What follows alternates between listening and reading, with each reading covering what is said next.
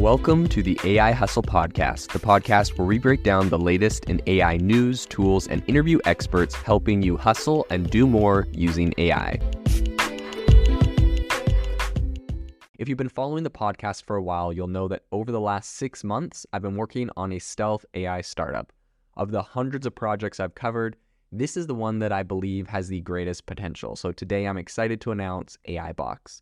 AI Box is a no-code AI app building platform paired with the App Store for AI that lets you monetize your AI tools.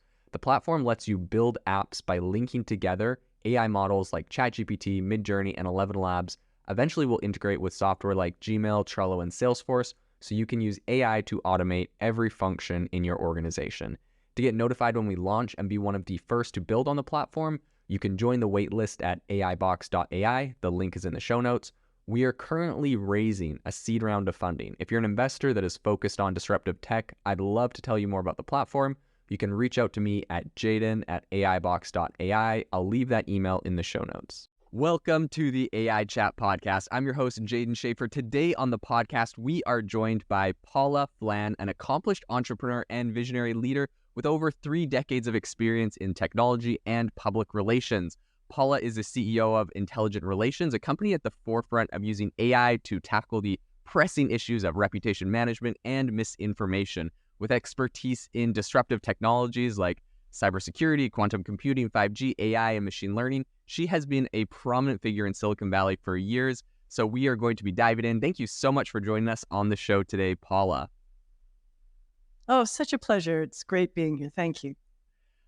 I would just want to kind of kick this off and kick it over to you to maybe talk a little bit about your background and maybe what got you interested in, coming into the tech space in general. What was kind of your journey there? Oh my. Well, that goes back a ways. So at the end of the day, I'm a software developer, started out in Unix and in the Wayback Machine. So I come at it as a technologist and worked as an engineer for many years. And basically, over time, worked with a lot of PR agencies. And when I say that, it's HP and a bunch of large companies, as well as small startups. And my last startup went public. We were all happy and good. And my area of expertise is mostly in infrastructure type software solutions. So when I realized at one point, all the PR agencies I worked with really didn't understand technology or couldn't articulate it clearly enough to be able to come up with good positioning and messaging. So I started an agency specifically designed to address the needs of technology companies and did that successfully for 30 years. Life was good, brought tons of technology to the market. And at the end of the day, I couldn't help feel there's got to be a better way to do this. And I like, are you familiar with the term TradFi? I love this. It's traditional finance. Okay. So now we have trad PR. So traditional PR is absolutely effective. It works. However, there's a lot of tedium involved, and there's a lot of, no matter how many processes you put in place, how much workflow you really manage, I always came up against, I wanted to be implementing machine language. I wanted to be doing things, again, my background is engineering. I thought, we can fix this. We can make this more efficient. And so when AI came into being, I went, this is the answer. This is where I want to go. And so I turned away from traditional PR and started working on an AI-based solution. And while I was doing that, I ran into a friend of mine who was already a couple of years ahead of me thinking the exact same thing. So that's how I was introduced to Intelligent Relations.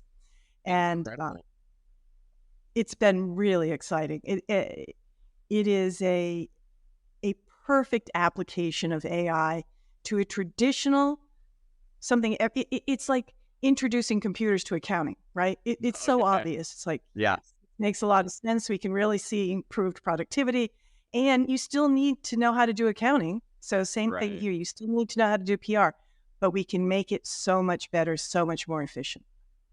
That's amazing. And I think that's so cool, that you were able to, obviously you had this idea and you saw this incredible implication. You were able to find someone that had been working in this space and kind of jump in and start working on that. So I understand that at Intelligent Relations, you guys have been working on something called Preston. Would you mind telling everyone a little bit about what Preston is, and how that's kind of making some big waves in the PR industry?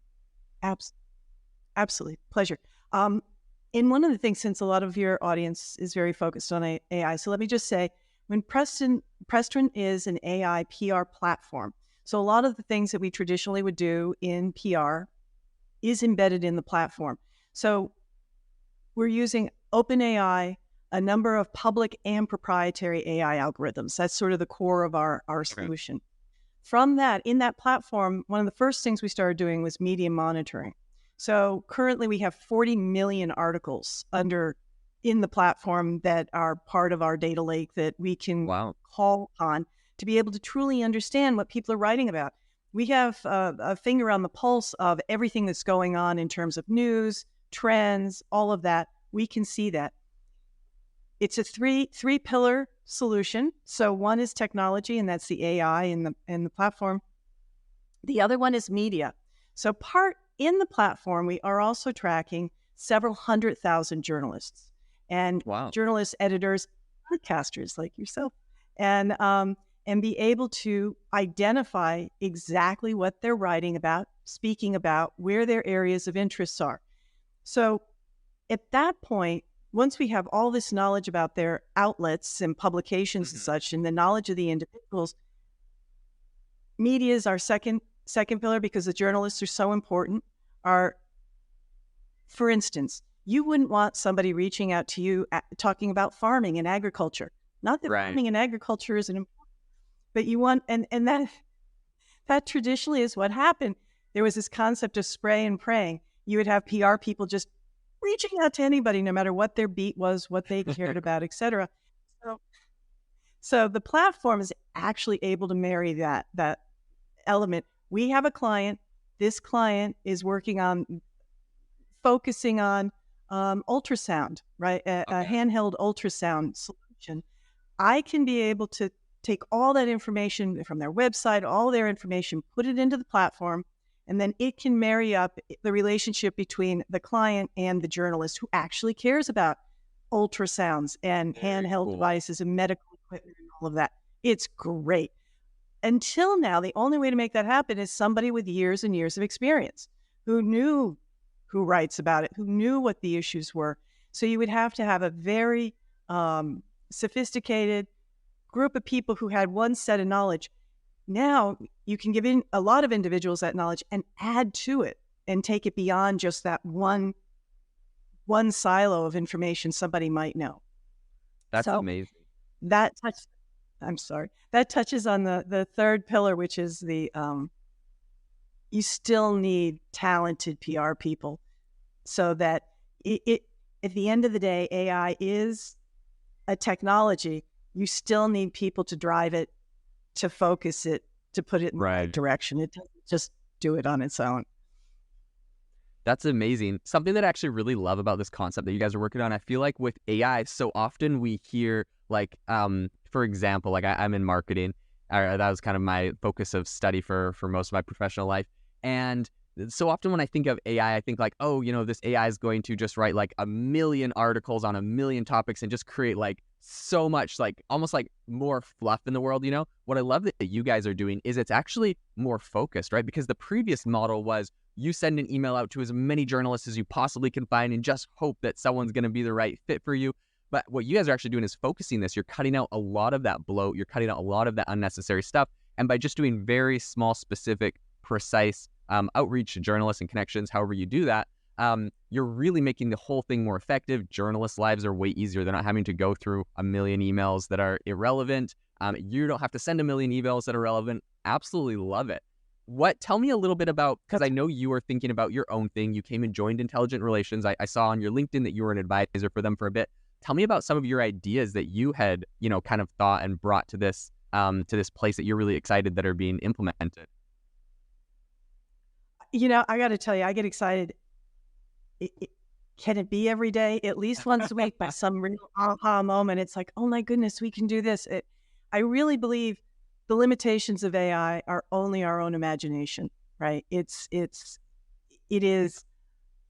can do so much. And at this point, prompt engineers are a real thing. And I regularly go to my the people on the team and outside people to say, and what are you thinking about? And how are you doing? And each of us comes up with something new every week, which is exciting. It really is like early years in some of the technology. I would say one is to just really get a pulse on, and we have this, of those journalists who we've identified actually, it's not just key journalists. In each field, we're looking at key journalists, and we know what they've written about. When was the last time they wrote? Was it 2 hours ago? Was it 2 months ago? What was the focus of the piece? All that. So we can be knowledgeable before we reach out to the person and actually say to them, I saw that you just wrote about, the lovely podcast you just had of working with sound to improve people's lives and health and well-being. Oh, yeah.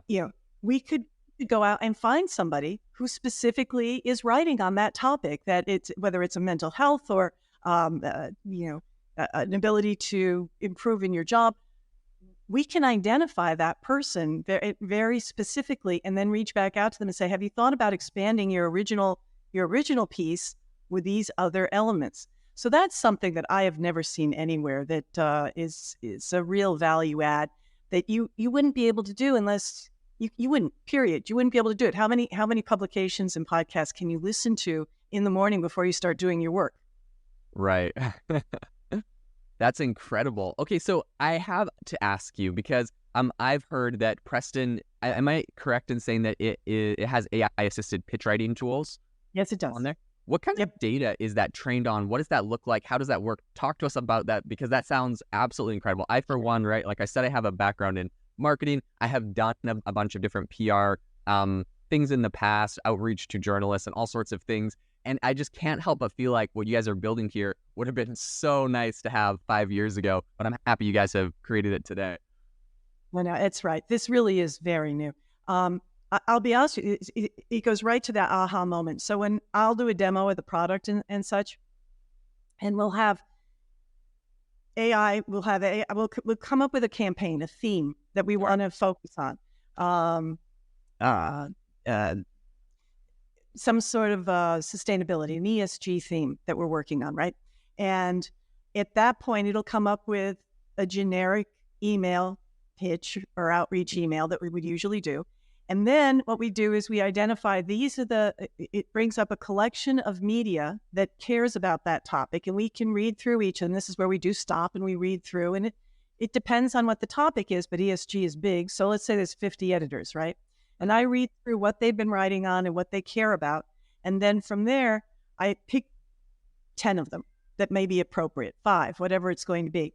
And then the platform will generate an email dedicated to each one of those people.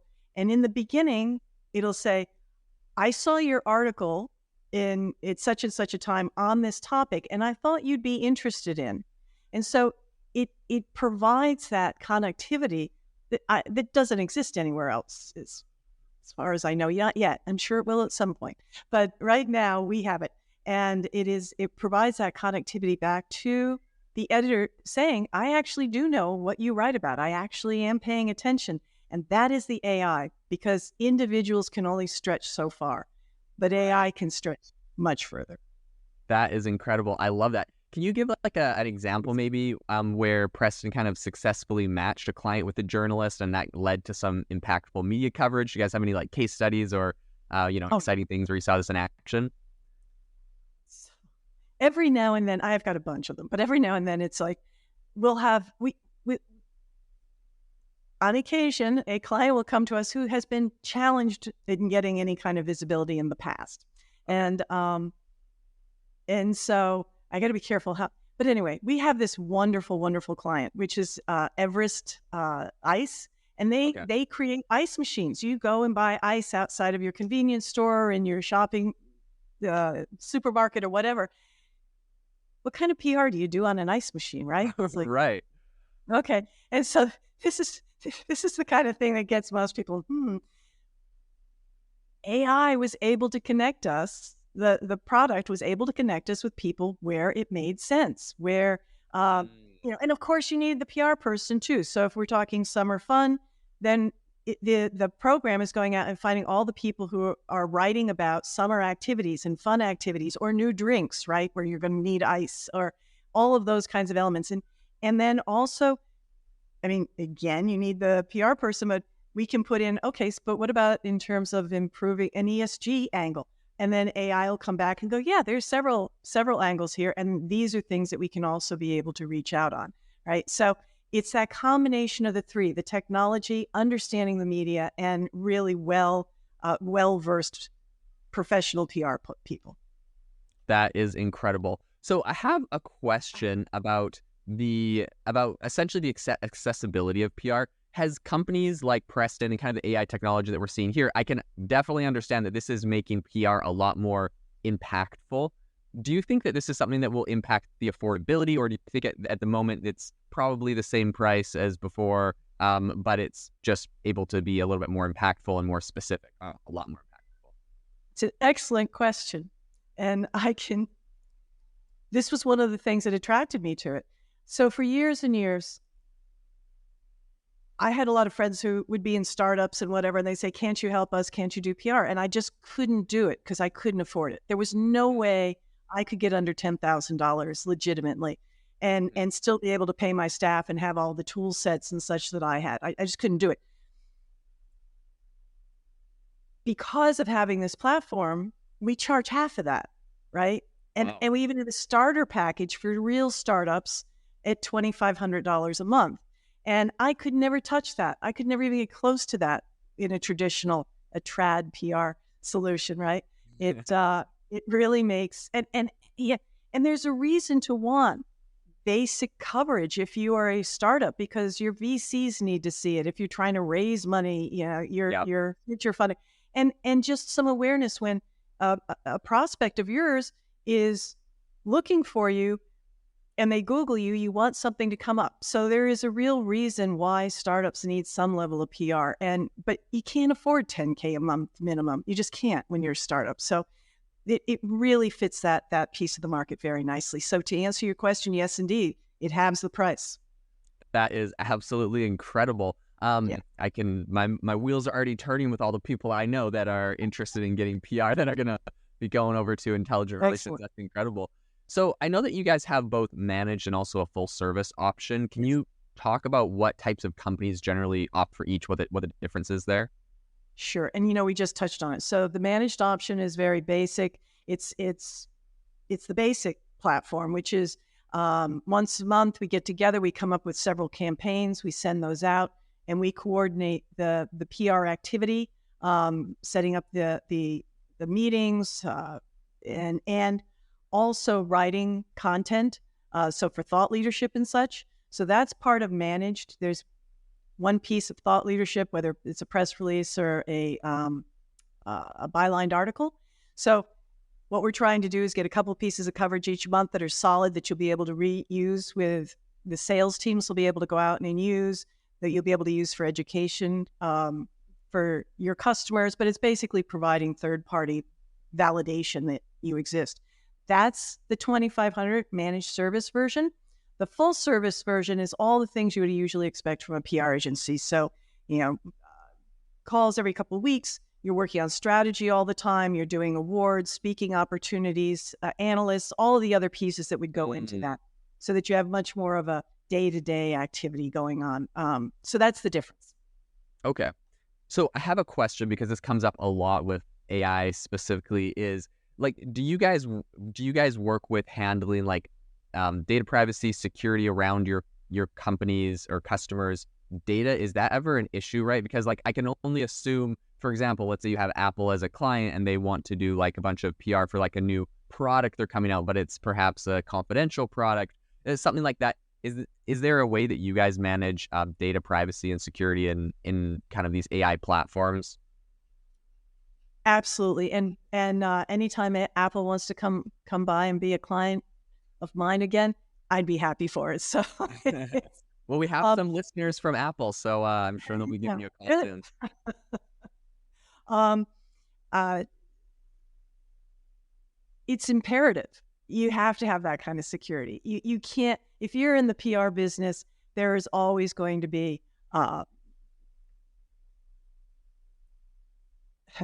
if you're, there's always going to be material you don't want to get out into the wild before it's been approved, and or having to be able to maintain, SOC 2, SOC 2, all of those elements, right? You need to be able to acknowledge GDPR, all of the things that both privacy from a client perspective, but also privacy on our outreach. Security is very key. And in fact, a number of our existing clients are security clients. So we are very up to speed at any given moment of meeting the requirements of those clients, because they tend to care a lot about that stuff and just making sure it's all very specific. But we needed to right from the beginning. That was built in the security elements. That's incredible. Very, very key, like you mentioned. So I know that you jumped on to this project. You were an advisor at the beginning and it had been running for a little bit. Can you talk a little bit about, I mean, just based off of what you've seen, your time advising, and now, being in this full time, what have been some of the biggest challenges that Intelligent Relations had to overcome, right? Like perhaps with the software, maybe that was with the clients, but what has been the most difficult kind of aspects to get going with this company? So, for a while there, I was really talking about and it's an old phrase, but we're building the plane while we're flying it. So early on, we had this open to the world. Everybody had access to it and people were using it and all this. And that was great. But the challenge is we were making so many updates. Every 2 weeks, there was something cool and new being added. And that's great for us on the inside, managing it. But on the outside, if you're used to your button being over here, you want it there the next time you log on, as opposed to in the bottom left-hand side here. So the UI updates that were being made were just too significant to be able to just have it out to the mass group. So that was probably the biggest thing right out of the gate. But again, AI just takes my breath away of how much you can do, how quickly, and even the changes and updates I've seen to the platform in just a few months has been dramatic. That's amazing. Yeah, I'm sure to you, it seems like you've come so far. For a lot of people seeing where it's at today, I mean, it's incredible technology. Can you talk a little bit about the future roadmap for Intelligent Relations? Is there any, upcoming features or expansions that you're excited about that people can look out for? That's so every day there's something new. I mean, seriously, it and the truth is a lot of it's being driven by our clients, right? Things they want to see. A lot of really sophisticated reporting. We have access to all the data, all this information. So now we got to turn them into pretty pictures. I mean, we've got some nice little pie charts and stuff, but thinking of Apple, elevating the visuals, right? Elevating, because right now we're just doing it all for ourselves for the most part. But how do you turn this into something that is pretty? It's not as pretty as it could be. How's that? I know that's not a value add for most people, but I think that's one of the things that I anticipate moving forward. And there are a lot of fun elements in it. I mean, they're just fun things. And I know we have this blog capability in it and social media content generator. Okay, and of course you could do that with ChatGPT, of course. But ours has some special sauce in it. And I haven't talked to the engineers where this special sauce came from, but I love the responses. It's much better than ChatGPT. And I'm not quite sure why, but those are fun things that are just there. And those are just the fun things. That's not the hard stuff that's coming along. So the things we focus on now is always expanding on the journalist database, expanding on the media monitoring we're doing, and just making everything much more efficient all the time. That is incredible. Very, very cool. And I think, some of that secret sauce really does just make makes a platform more exciting, more delightful, and really does have a lot of value add. Also, I think the UX is always a big deal. For myself, I love a beautiful platform, and I will forego a couple missed features if everything looks really nice sometimes. So, and maybe that's just me, but no, I have a PhD in psychology, and it's specifically around UX, so it matters a lot, that piece of it. Okay, I'm happy to find another fellow UX lover. So on the podcast, we have a lot of AI entrepreneurs, investors, and enthusiasts working in a lot of, Fortune 500 companies on AI. Is there any piece of advice you can give people, that are currently listening, that are probably working on AI systems and implementing AI? Is there any advice you can, I know that's such a general question, but you could give on, really building out quality AI features as you guys have done so well over Intelligent Relations? This may sound like not the answer you're looking for, but it comes to mind the moment you said it. Keep talking to other people doing AI. I have these calls every week with one or two people, and I think I don't have that much new to talk to you about. Maybe we shouldn't do this call, right? Because everyone's trying to capture back their half hour or whatever. Right. And every time I get on the call with these people, I learn something, and they learn something from me. And it's like, AI is so new. We're all learning. Those of us who are, right? You heard that thing that now ChatGPT has dropped 40%. Well, yeah, but the 60% of us who are using it are jazzed, and we all are learning something different.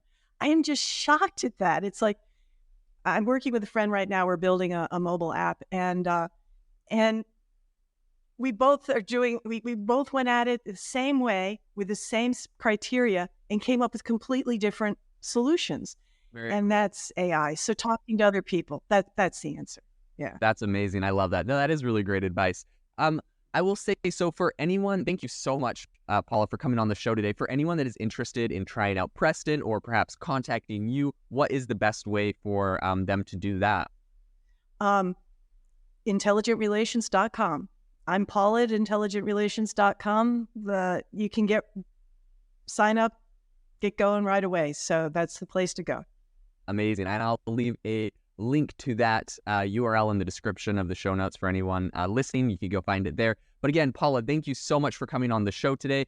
To the listeners, thanks so much for tuning into the AI Chat podcast, and I hope that you have an amazing rest of your day. If you are looking for an innovative and creative community of people using ChatGPT, you need to join our ChatGPT creators community. I'll drop a link in the description to this podcast. We'd love to see you there, where we share tips and tricks of what is working in ChatGPT. It's a lot easier than a podcast, as you can see screenshots, you can share and comment on things that are currently working. So if this sounds interesting to you, check out the link in the comment. We'd love to have you in the community. Thanks for tuning in to the AI Hustle podcast. If you could do us a massive favor, we would really, really appreciate it if you could leave us a review wherever you get your podcasts. This helps people find the podcast. It helps people know this is a good place to go. And we would really, really appreciate it, as it helps us continue to bring on incredible guests and share incredible content for you to listen to.